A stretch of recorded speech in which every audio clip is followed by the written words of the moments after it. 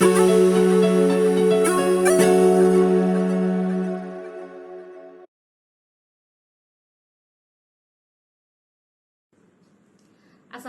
warahmatullahi wabarakatuh. Perkenalkan, nama saya Siti Habibah, bagian dari kelompok 3. Kali ini kami akan mempresentasikan tentang membangun sikap anti korupsi dalam lingkungan akademik dan sosial.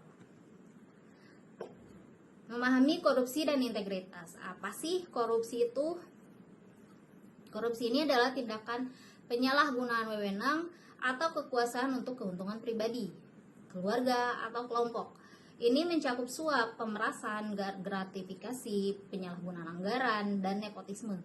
Korupsi merusak sistem, menghambat pembangunan, dan mencederai keadilan sosial.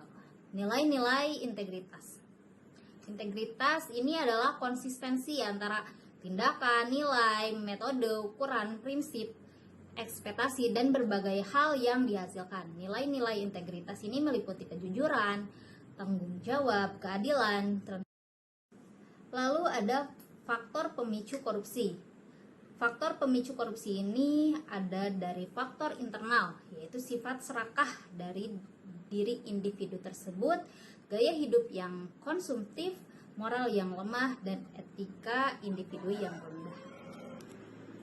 Lalu ada faktor eksternal, sistem hukum yang lemah, penegakan hukum yang tidak konsisten, kurangnya transparansi, dan budaya permisif, menghasilkan kesempatan yaitu celah dalam sistem birokrasi, kurangnya pengawasan, dan tekanan ekonomi. Korupsi merupakan fenomena kompleks yang dipengaruhi oleh berbagai faktor, baik dari diri dalam individu tersebut maupun dari lingkungan sekitarnya. Memahami akar penyebab lingkungan langkah awal untuk merumuskan strategi pencegahan yang efektif. Lalu ada analisis studi kasus, yaitu dilema mahasiswa di kelurahan. Dalam program pengabdian masyarakat, mahasiswa menemukan praktik uang pelicin oleh aparat kelurahan untuk mempercepat proses bantuan sosial. Yang pertama itu aparat meminta imbalan finansial dari warga. Yang kedua, warga merasa terpaksa karena takut proses bantuannya itu terhambat. Yang ketiga, mahasiswa menyaksikan langsung pelanggaran etika ini. Situasi ini menimbulkan dilema moral bagi mahasiswa yang ingin menjaga integritas namun juga khawatir merusak hubungan kampus dan kelurahan tersebut. Praktik uang pelicin ini adalah bentuk korupsi yang kecil dari sebagian bentuk korupsi yang lain yang jika dibiarkan dapat menjadi sistematik. Baik, untuk berikutnya adalah untuk bagian perspektif hukum. Jadi untuk UU Tipikor dan hak di mana di dalamnya ada pasal 12 huruf E UU nomor 20 tahun 2001, di mana pegawai negeri yang menerima hadiah atau janji karena telah melakukan atau tidak melakukan sesuatu dalam jabatannya dapat dipidana. Permintaan uang pelicin jelas memenuhi unsur pasal ini. Ada juga pasal 11 UU nomor 20 tahun 2001, yaitu melarang pegawai negeri menerima hadiah terkait tindakan yang bertentangan dengan kewajibannya. Pelayanan publik seharusnya gratis, bukan dijadikan keuntungan pribadi. Kemudian untuk pasal 12B, gratifikasi. Setiap pemberian kepada penyelenggara negara atau pegawai negeri yang berhubungan dengan jabatan atau berlawanan dengan kewajiban dapat dikategorikan sebagai gratifikasi. Gratifikasi dengan implikasi penting di lingkungan akademis. Oleh karena itu, pemahaman terhadap Undang-Undang Tipikor sangat krusial agar semua pihak, termasuk mahasiswa dan dosen, dapat mengenali dan mencegah penyimpangan serta menjamin hak-hak korban, saksi, dan pelapor dilindungi. Selanjutnya, dampak korupsi merusak masyarakat dan negara. 1. Ketidakadilan sosial. Warga miskin sulit mengakses layanan dasar, bantuan sosial terhambat, kemudian memperlebar kesenjangan.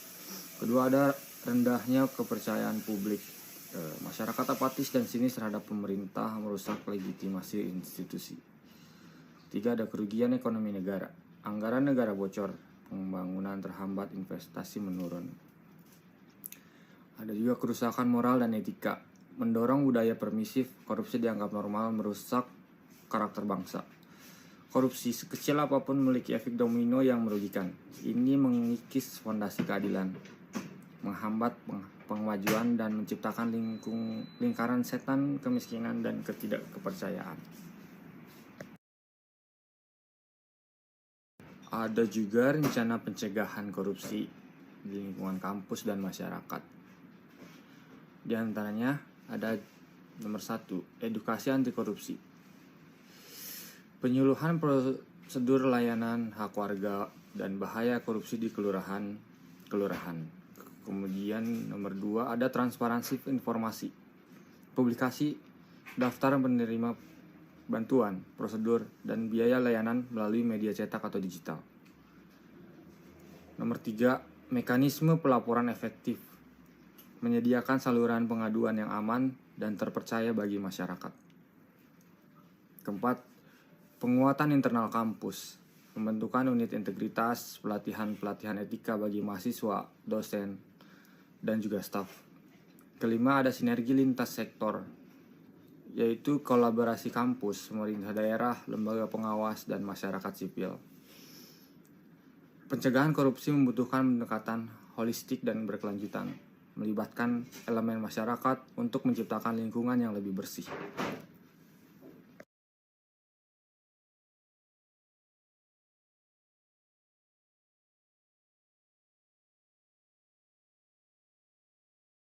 Lalu, bagaimana peran mahasiswa dalam pelayanan publik anti korupsi? Yang pertama, sebagai agen perubahan, yakni mahasiswa dapat mendorong kesadaran anti korupsi melalui berbagai kegiatan, yakni seperti kampanye. Kemudian edukasi juga bisa jadi menjadi teladan sebagai pribadi yang anti korupsi. Kemudian yang kedua, sebagai pengawas independen, yakni melaporkan adanya indikasi korupsi yang faktual dan berjenjang ke institusi terkait. Yang ketiga, pembawa nilai integritas. Ini artinya mahasiswa diharapkan dapat menerapkan dan menyebarkan nilai-nilai kejujuran, akuntabilitas, dan integritas ke lingkungan masyarakat sekitar maupun di lingkungan akademik juga. Kemudian mahasiswa memiliki posisi strategis sebagai intelektual muda untuk menjadi garda terdepan dalam pemberantasan korupsi, sekaligus menjadi jembatan nih antara lingkungan akademik juga antara sosial masyarakat. Kemudian untuk kesimpulan terakhir, integritas sebagai fondasi perubahan. Artinya apa? Terkait kasus uang pelicin nih, adalah sebagian kecil dari permasalahan yang besar terhadap korupsi ini ya. Integritas bukanlah sekadar kata, melainkan fondasi penting bagi kemajuan bangsa dan keadilan sosial untuk masyarakat.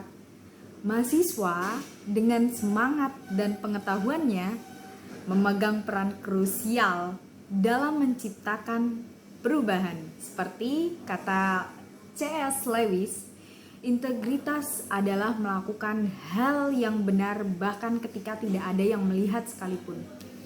Melalui pelaporan yang etis dan upaya pencegahan yang sistematis, kemudian sinergi antara pihak, kita dapat membangun budaya anti korupsi yang kuat, berkelanjutan, dimulai dari lingkungan akademik hingga ke akar rumput masyarakat Indonesia.